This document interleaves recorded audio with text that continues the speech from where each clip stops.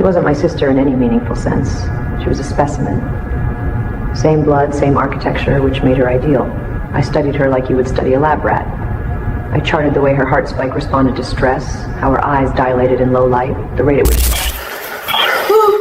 We're gonna need backup at 1437 Oakwood Drive. Possible 1054. Something's moving in there.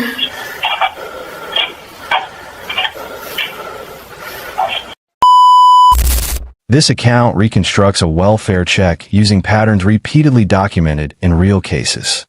Names and identifying details have been altered.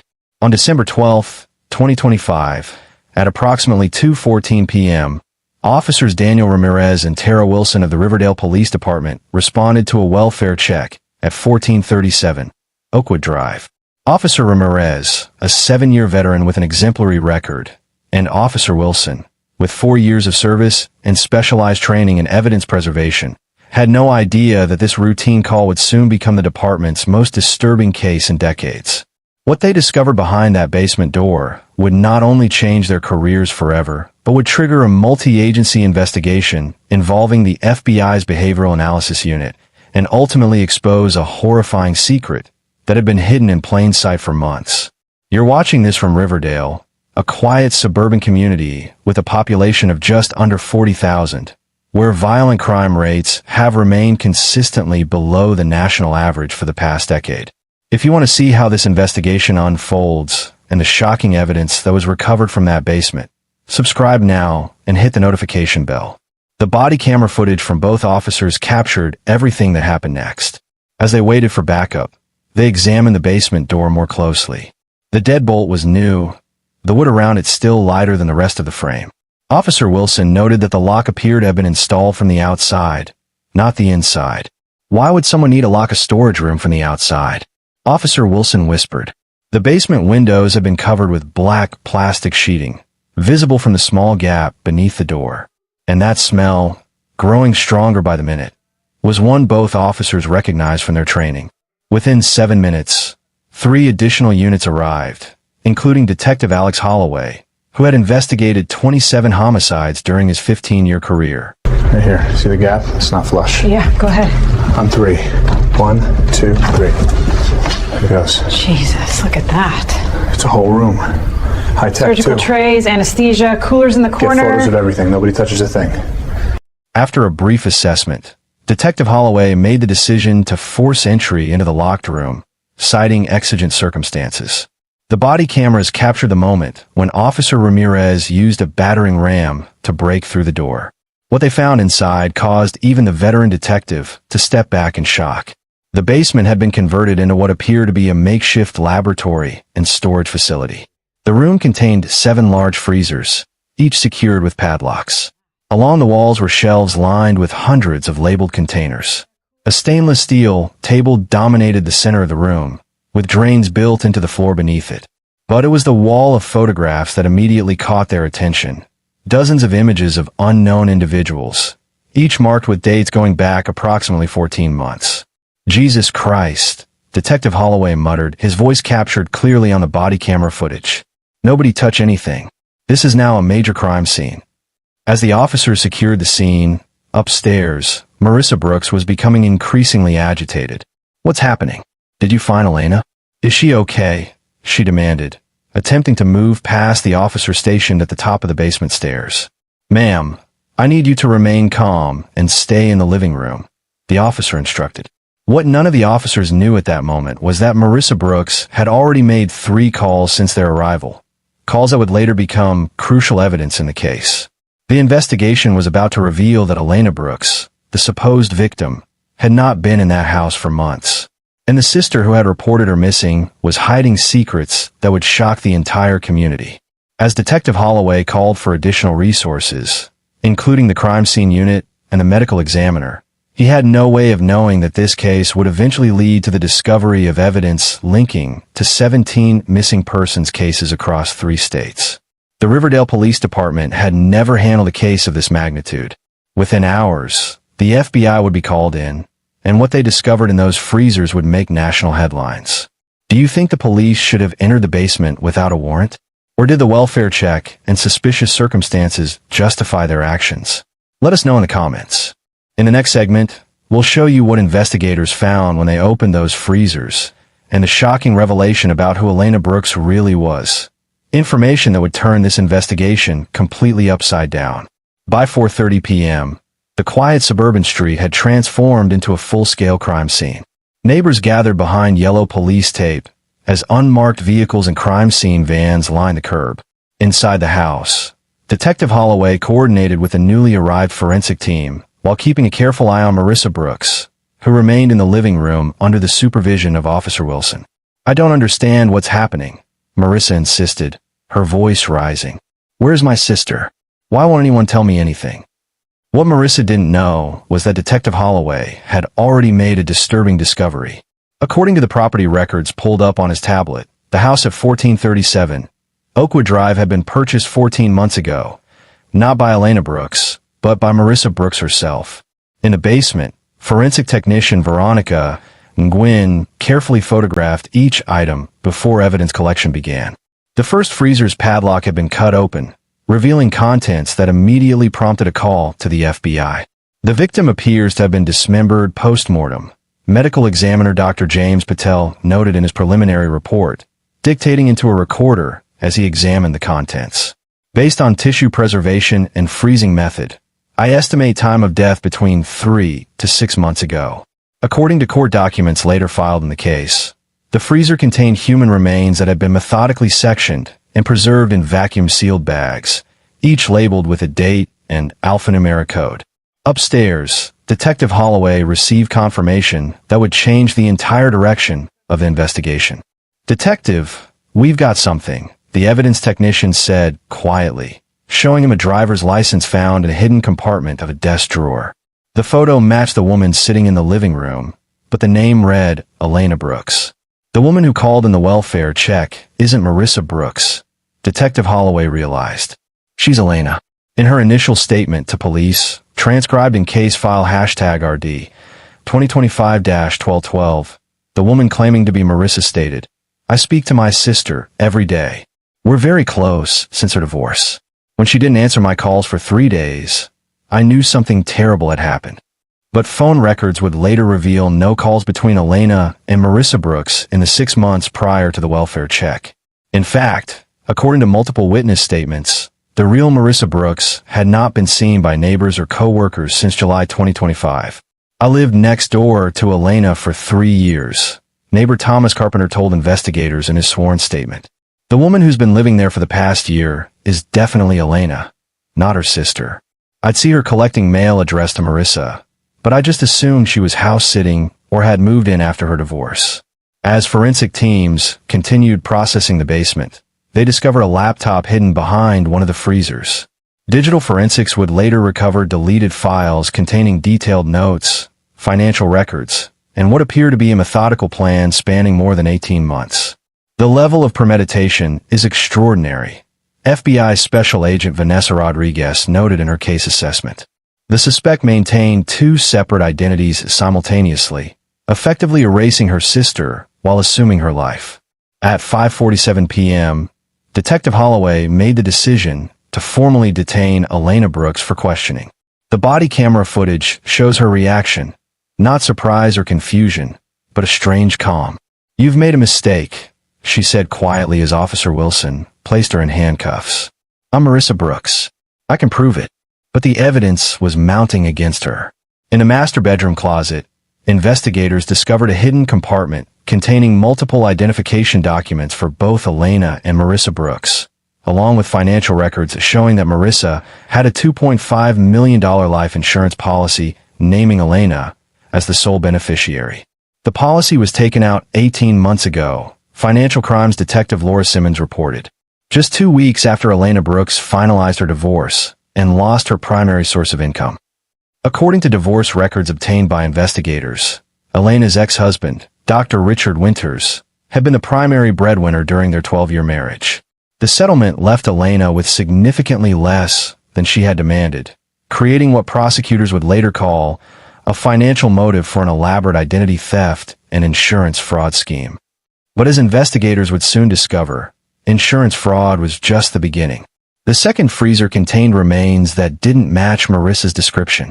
DNA testing would later identify them as belonging to Thomas Geller, a 43-year-old pharmaceutical sales representative who had been reported missing in October 2025. The victim had no known connection to either Elena or Marissa Brooks, stated the FBI preliminary report. However, his vehicle was found abandoned less than 2 miles from the Oakwood Drive residence. By 8:30 p.m., the FBI's evidence response team had arrived to assist local authorities. Their specialized equipment revealed blood evidence on the basement floor despite extensive cleaning efforts. Luminol testing showed large areas of blood spatter that had been meticulously cleaned, but still left trace evidence detectable under alternative light sources. The basement was essentially a processing facility. FBI Special Agent Rodriguez testified in later court proceedings. The steel table had drainage systems similar to those used in medical examinations or mortuary services. The suspect had created an efficient system for processing and preserving human remains. As investigators continued their work, they made another disturbing discovery. Hidden behind the wall of photographs was a calendar with dates circled in red. Each date corresponded to a disappearance reported within a 50-mile radius over the previous year. She was hunting, Detective Holloway concluded in his case notes, selecting victims based on some criteria we haven't yet identified. The photographs themselves revealed a pattern. Each showed an individual who appeared to be under surveillance, at gas stations, grocery stores, walking to their cars. 17 of the photographs have been marked with a red X. 3 were circled, but not marked. We believe the marked photographs represent completed acts, FBI behavioral analyst Dr. Sidney Williams stated in her assessment. The unmarked photos likely indicate future targets. By midnight, investigators had opened all 7 freezers. The contents confirmed their worst fears: human remains from multiple victims, all processed in the same methodical manner. The total number of victims would not be confirmed until DNA testing was complete, but initial estimates suggested at least 11 individuals. What puzzled investigators most was how Elena Brooks, a former elementary school librarian with no criminal history or medical training, had developed the skills necessary for such methodical work. The answer came at 2:17 a.m. when digital forensics recovered deleted browser history from the hidden laptop. Elena had spent months researching forensic techniques, human anatomy, and methods to dispose of human remains. She had accessed medical journals, forensic textbooks, and even participated in online forums discussing body preservation methods. The level of research is unprecedented, noted FBI digital forensics specialist Aaron Patel. The suspect spent thousands of hours studying techniques to both commit and conceal these crimes. But perhaps most disturbing was the journal recovered from a hidden compartment in Elena's bedroom. In entries dating back 18 months, she detailed her transformation from Elena to Marissa, practicing her sister's signature, studying her mannerisms, and planning how to assume her identity permanently. An entry dated July 12, 2025, read, "Marissa visited today. She suspects nothing. Soon I will become her completely, and Elena Brooks will cease to exist. The insurance company requires a death certificate. I found a better solution." What do you think drove Elena Brooks to such elaborate deception? Was it purely financial desperation after her divorce? Or was there something deeper in the sisters' relationship that investigators haven't yet uncovered? In the next segment, we'll reveal the shocking discovery that transformed this case from a local murder investigation to a federal manhunt involving multiple jurisdictions, and the crucial piece of evidence that Elena Brooks never expected anyone to find. Dawn broke over Riverdale as the investigation entered its 12th hour. The neighborhood had become a media encampment, with national news vans lining the street and helicopters circling overhead. Inside the house, the discovery that would transform the case came from an unexpected source. FBI technical analyst Maya Patel had been examining Elena Brooks' phone when she noticed an unusual application hidden in a secure folder. What appeared to be a calculator was actually an encrypted messaging platform. "I've got something," she called out to Special Agent Rodriguez. Messages between Elena and someone using the username Harvester42, dating back 14 months. The messages revealed a relationship that shocked even the veteran investigators. Elena Brooks wasn't working alone. Patient acquisition proceeding as planned. Read one message sent by Elena 3 months earlier. Specimen 11 processed and preserved according to protocol. Awaiting collection. The response from Harvester 42 was equally disturbing. Excellent work. The buyers are pleased with quality. Payment transferred to usual account. Next collection scheduled for December 15th. December 15th, just 3 days away. This isn't just serial murder, Special Agent Rodriguez realized. It's a commercial operation. At 7:42 a.m., FBI Director Catherine Marshall was briefed on the situation. Within 30 minutes, the case was officially classified as a joint FBI Homeland Security investigation, with potential international implications. We're looking at organ trafficking, Director Marshall stated in the emergency briefing transcribed in federal case, file #FB 2025-1213. The precision of the dissection, the preservation methods, the coded labeling system, all consistent with black market organ harvesting operations we've tracked in Eastern Europe and Southeast Asia. But we've never seen anything this sophisticated on U.S. soil. Meanwhile, in the interrogation room at Riverdale Police Headquarters, Elena Brooks maintained her false identity despite mounting evidence. The interrogation video shows her calm demeanor as Detective Holloway presented photograph after photograph of victims. "I don't know these people," she insisted. "I'm Marissa Brooks. I'm the victim here. My sister is missing." The breakthrough came at 9:17 a.m. when Detective Holloway employed a different strategy. "We found the offshore accounts," he said, sliding a folder across the table. There it is. Told you we'd get here eventually. Want to go ahead and open it, or do you already know what's inside? I don't need to look. Then tell me about the transfers. Cayman Islands, Singapore, Dubai. Over $4 million in payments.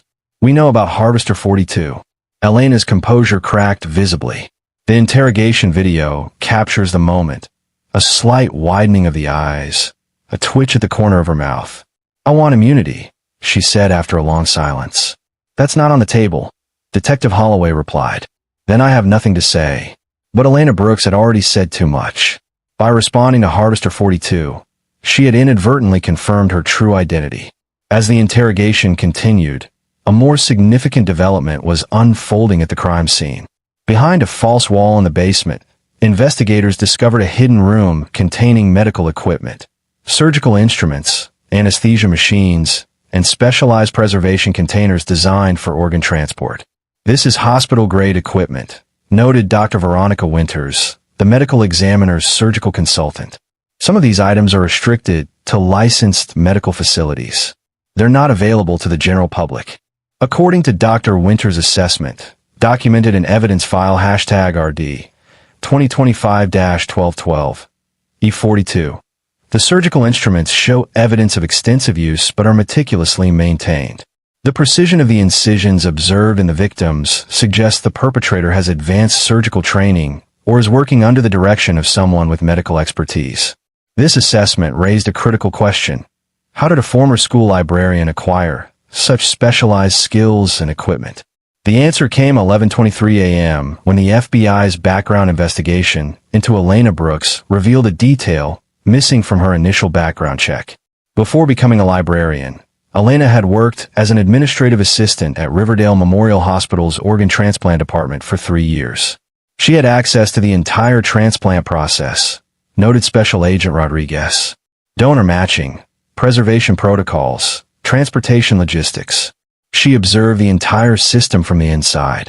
But the most shocking revelation came from Elena's ex-husband, Dr. Richard Winters, who arrived at the police station after seeing the news reports.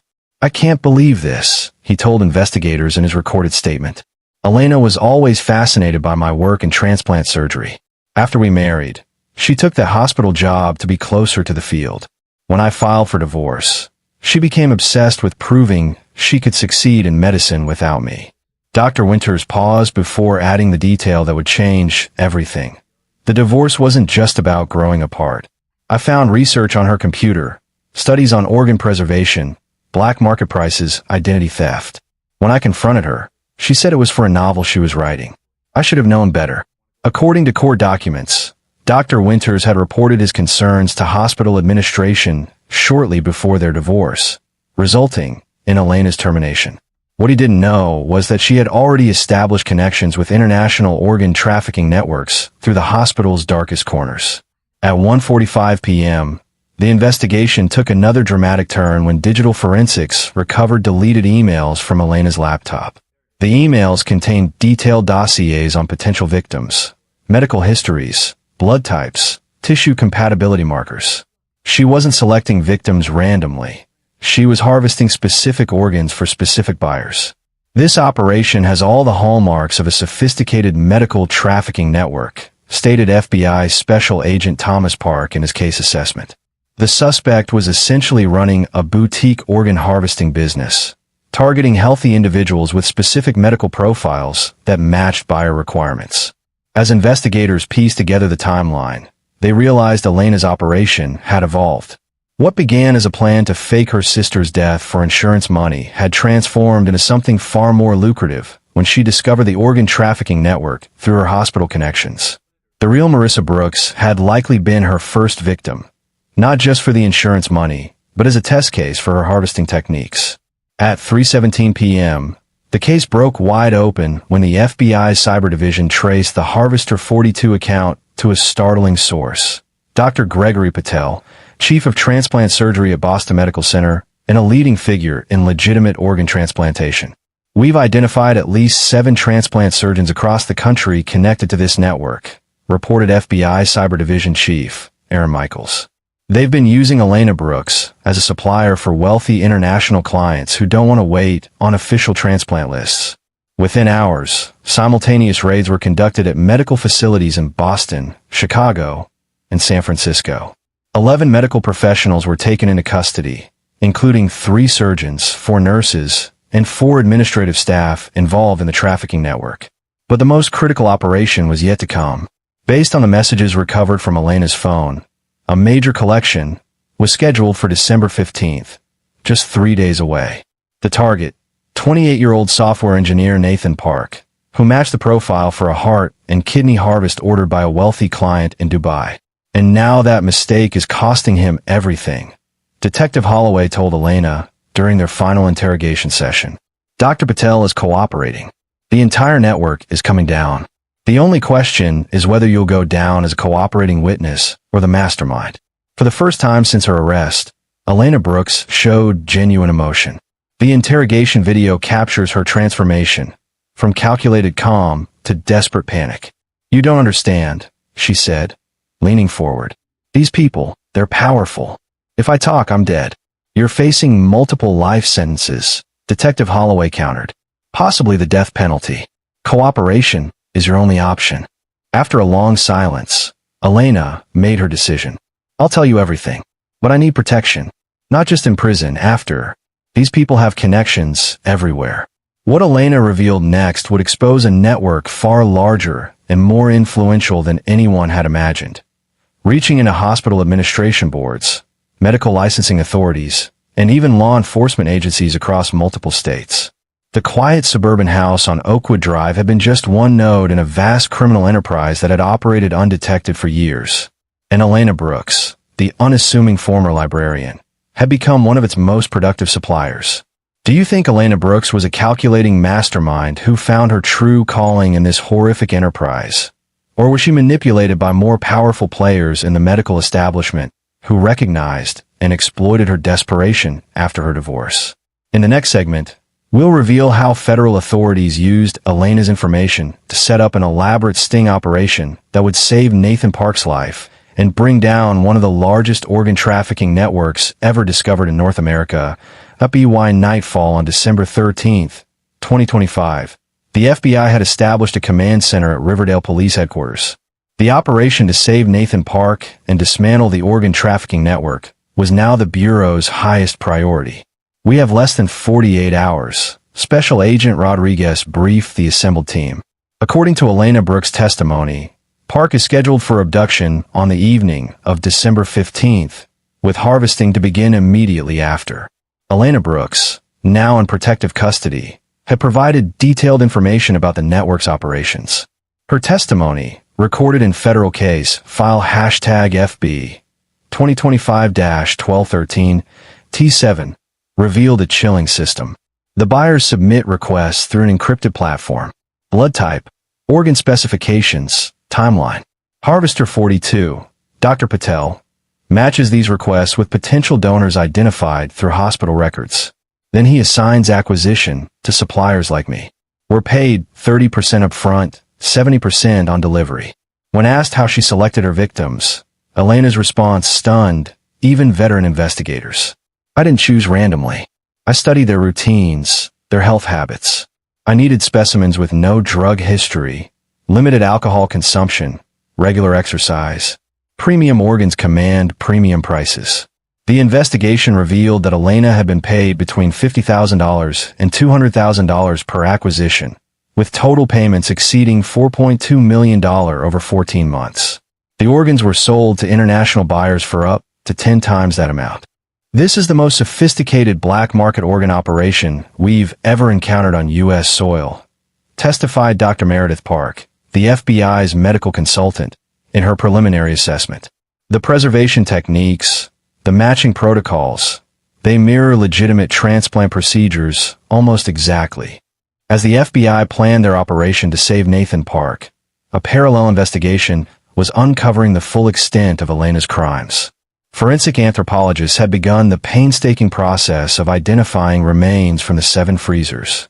We've confirmed 11 distinct victims so far, reported Dr. Veronica Petersburg, lead forensic anthropologist. Based on tissue samples and DNA analysis, the earliest victim appears to be Marissa Brooks, killed approximately 5 months ago. The timeline matched Elena's journal entries. An entry dated July 15, 2025, read, "First procedure complete. More difficult than anticipated, but successful. Harvester 42 pleased with quality. Payment confirmed." Meanwhile, the investigation into Dr. Gregory Patel was revealing an operation far larger than initially suspected. His cooperation, secured through a plea agreement, exposed a network spanning 12 countries and involving over 30 medical professionals. "I never performed the surgeries myself," Dr. Patel insisted in his recorded testimony. "I only facilitated connections between suppliers and buyers. The actual transplants were performed by surgeons in private clinics overseas." But evidence recovered from Dr. Patel's encrypted files told a different story. Financial records showed he had received over $12 million in consulting fees from a shell company in the Cayman Islands linked to an exclusive private hospital in Dubai. Dr. Patel wasn't just a middleman, noted FBI financial crimes specialist Jennifer Martinez. He was the architect of the entire operation. He identified vulnerable medical professionals with financial problems, recruited them into the network, and established the protocols for organ acquisition and transport. Court documents revealed that Dr. Patel had specifically targeted Elena Brooks after learning about her divorce from Dr. Winters. She had the perfect background, he admitted in his testimony: medical adjacent knowledge, financial desperation, and psychological instability. "I knew she could be molded into an effective supplier." By the morning of December 14th, the FBI had placed Nathan Park under 24-hour surveillance while preparing a sting operation to capture the extraction team scheduled to abduct him the following evening. Based on Elena's information, the abduction team consists of 3 individuals. Special Agent Rodriguez briefed the tactical team, 2 former military personnel, and a nurse anesthetist. They operate using a medical transport van disguised as a private ambulance service. As the operation to save Nathan Park took shape, the media coverage of Elena Brooks' case had exploded nationwide. Cable news networks broadcast continuous coverage from Riverdale, with headlines declaring "Suburban Horror House" and "Librarian" by day, "Organ Harvester" by night. Neighbors who had known Elena for years expressed disbelief and horror. "She was so quiet, so normal," said Sandra Johnson, who had lived across the street for 5 years. "She brought me cookies when my mother died. How could she do something so monstrous?" But those who had worked with Elena at Riverdale Memorial Hospital painted a different picture. "She was obsessed with the transplant process," recalled Nurse Stephanie Park in her witness statement. "She would ask detailed questions about organ preservation, tissue matching, surgical techniques. We thought she was just interested in her husband's work." Dr. Richard Winters, Elena's ex-husband, faced his own public scrutiny. Though cleared of any involvement in the trafficking network, his professional reputation suffered. In a statement released through his attorney, he expressed profound shock and devastation at his ex-wife's crimes. "I never imagined Elena was capable of such horrific acts," the statement read. "Had I understood the true nature of her research, I would have immediately reported my concerns to authorities rather than simply hospital administration." On the evening of December 14th, Elena Brooks made a final deal with federal prosecutors. In exchange for complete cooperation and testimony against the entire network, she would avoid the death penalty, instead receiving multiple life sentences without possibility of parole. The defendant's cooperation has been instrumental in identifying both victims and co-conspirators, stated U.S. Attorney Riley Martinez in the plea agreement documents. Her testimony will be crucial in dismantling this international criminal enterprise. As part of her cooperation, Elena provided detailed information about the network's communication protocols, financial structures, and international connections. Most critically, she revealed the extraction team's exact plans for Nathan Park's abduction. They'll approach his apartment at 8:15 p.m., posing as paramedics responding to a reported medical emergency, she explained in her final debriefing. They use a paralytic agent administered through a disguised auto-injector. Looks like an EpiPen. The victim is conscious but completely immobilized within seconds. Armed with this information, the FBI finalized their operation. 30 agents were positioned around Nathan Park's apartment building, with tactical teams ready to intercept the extraction team. Nathan Park himself had been secretly relocated, with an FBI agent of similar build taking his place in the apartment. At 8:12 p.m. on December 15th, surveillance cameras captured a white van with medical insignia pulling up to Nathan Park's building. 3 individuals in paramedic uniforms exited the vehicle, carrying medical bags and a gurney. Subjects approaching the target location, reported the surveillance team. Moving exactly as predicted, the extraction team entered the building, completely unaware they were walking into a trap. Body camera footage from the operation shows the moment when the team knocked on the apartment door, announcing themselves as paramedics responding to a medical emergency. When the door opened, they were met by a team of FBI agents with weapons drawn. The extraction team surrendered without resistance, clearly shocked by the ambush. They never expected to be caught, noted Special Agent Rodriguez in her operation report. Their confidence in the network's security had made them careless. The arrests triggered simultaneous operations across the country. In total, 27 individuals were taken into custody that night, including surgeons, nurses, medical administrators, and transportation specialists connected to the network. International arrest warrants were issued for 15 additional suspects, including wealthy clients who had purchased organs and surgeons who had performed illegal transplants. The financial investigation uncovered over $75 million in payments processed through the network over the past 3 years. Assets were frozen, properties seized, and medical licenses revoked as the full extent of the operation became clear. For Elena Brooks, the consequences were immediate and permanent. Her plea agreement guaranteed she would spend the rest of her life in federal prison, housed in a special protective custody unit due to the high-profile nature of her crimes and her cooperation against powerful criminal elements. The defendant has expressed no remorse for her victims, noted the pre-sentencing psychiatric evaluation. She views her actions through a transactional lens, describing the harvesting of human organs in the same clinical terms one might use for any business operation. When asked by investigators why she had targeted her own sister as her first victim, Elena's response was chillingly pragmatic.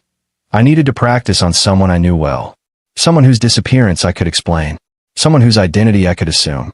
Marissa was the logical choice." The case against Elena Brooks and the organ trafficking network would become one of the most significant federal prosecutions of the decade, with implications reaching far beyond the quiet suburban street where it all began. Do you believe the justice system's focus should be on punishing Elena Brooks for her horrific crimes? Or should the priority be using her cooperation to dismantle the entire network that enabled and profited from this organ trafficking operation? In our final segment, we'll examine the aftermath of this case, how it changed transplant medicine forever, the reforms it triggered in hospital security protocols, and the lasting impact on the families of Elena's victims, including the real Marissa Brooks, whose identity was stolen by the sister who took her life. 3 weeks after the discovery at 1437 Oakwood Drive, the quiet suburban neighborhood was still reeling from the shock. News vans remained stationed at the perimeter of the police tape, and curious onlookers drove by slowly, trying to glimpse the house where such horrors had occurred. On January 3, 2026, in a packed federal courtroom, Judge Riley Martinez presided over the initial hearing in United States versus Elena Brooks.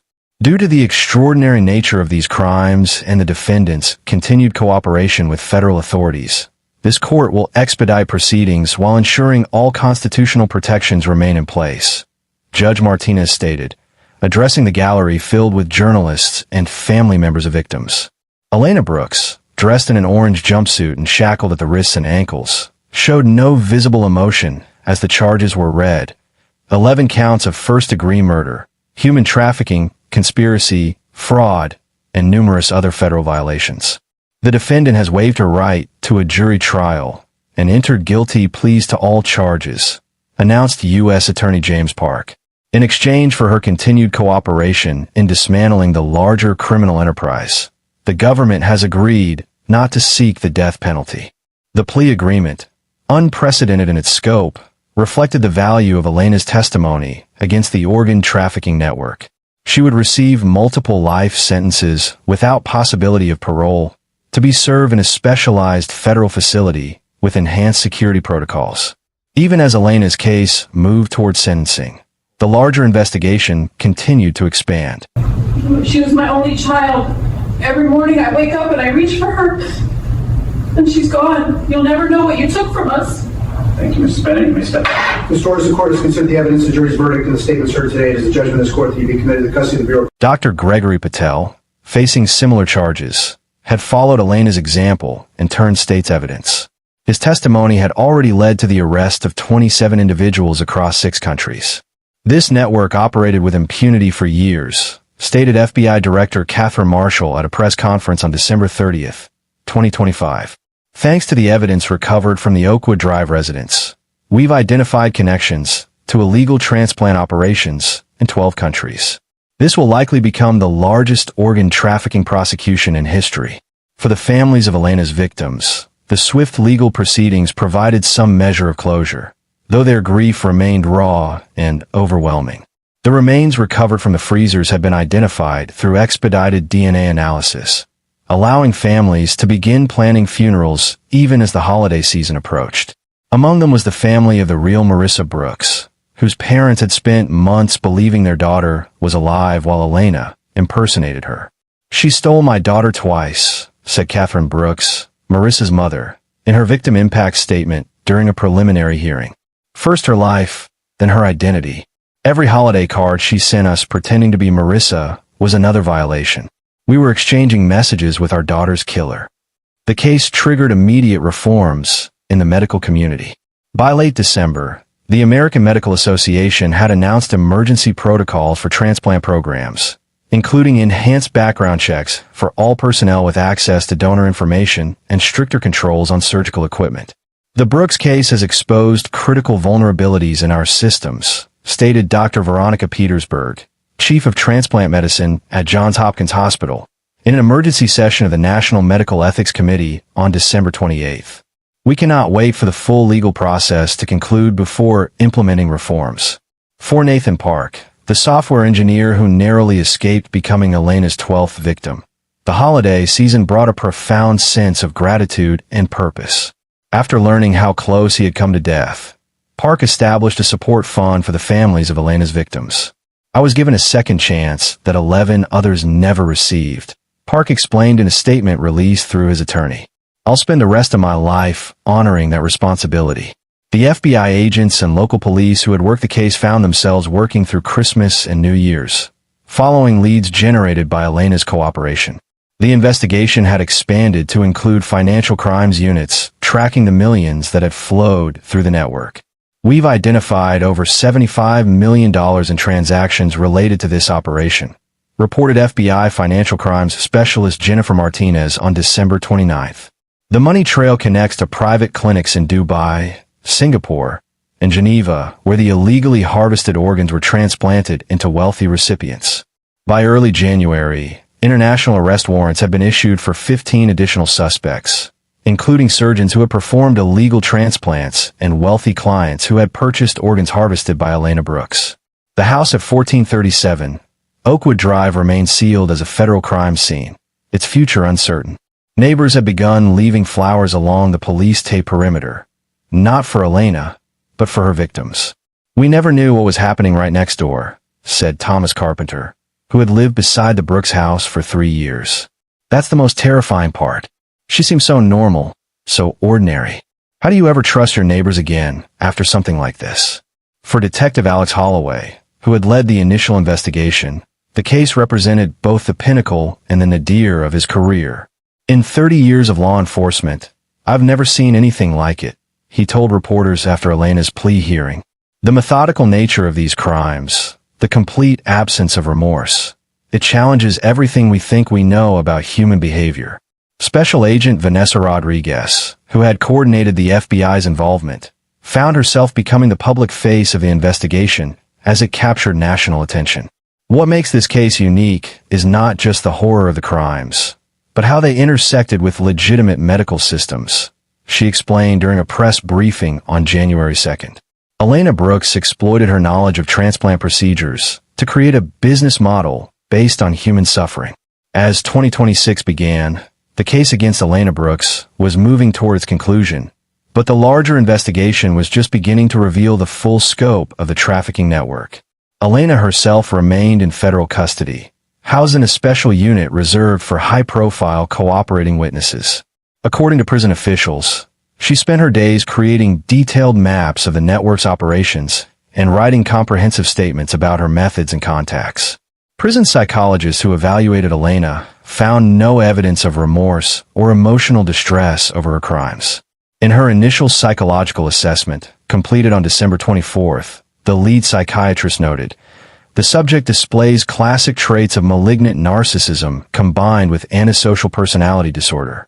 She views her victims not as human beings, but as specimens whose value is determined by the quality of their organs." When asked during one evaluation session if she ever thought about her sister Marissa, Elena's response was chilling in its detachment. "Of course. She was my first. I made several technical errors that I corrected with subsequent subjects. In that sense, her contribution to my development was invaluable."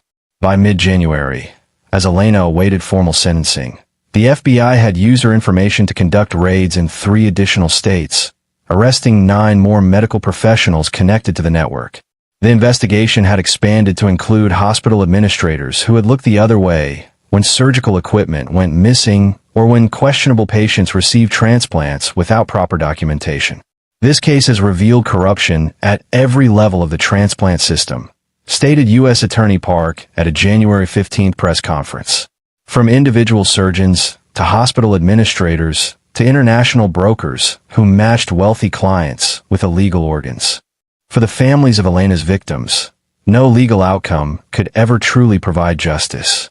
The parents of Marissa Brooks had begun the painful process of planning a funeral for their daughter, whose remains had been among the first identified. "We lost Marissa months ago, but we're only now able to mourn her," Robert Brooks told reporters outside the courthouse. "Elena stole that from us too, the chance to say goodbye properly." The case of Elena Brooks would eventually become a landmark in criminal justice, studied by law enforcement agencies, medical ethics boards, and psychology researchers seeking to understand how an outwardly normal suburban librarian had transformed into one of the most prolific killers in recent history. But in those early weeks of 2026, as winter settled over Riverdale, the focus remained on the victims. 11 lives cut short by a woman who had viewed them not as human beings, but as resources to be harvested. "We don't want Elena Brooks to become infamous," said Thomas Geller's widow in a statement read by her attorney. "We want the world to remember Tom and the others who died. Good people who deserved to live, who had families and dreams and futures that were stolen from them."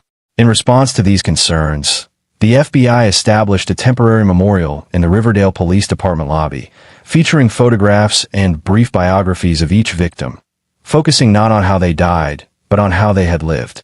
As for Elena Brooks, Her final statement before sentencing revealed the true depth of her detachment from human emotion. "I provided a service that met a market need," she told the court on January 20th. "If it hadn't been me, it would have been someone else. The demand for organs will always exceed the supply. I simply created an efficient solution to that imbalance." Judge Martinez's response was immediate and unequivocal. The court rejects the defendant's characterization of her crimes as a service. "Elena Brooks, you did not create efficiency.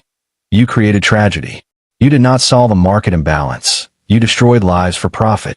With those words, she sentenced Elena Brooks to 11 consecutive life sentences without the possibility of parole, effectively ensuring that she would spend the rest of her life in federal prison.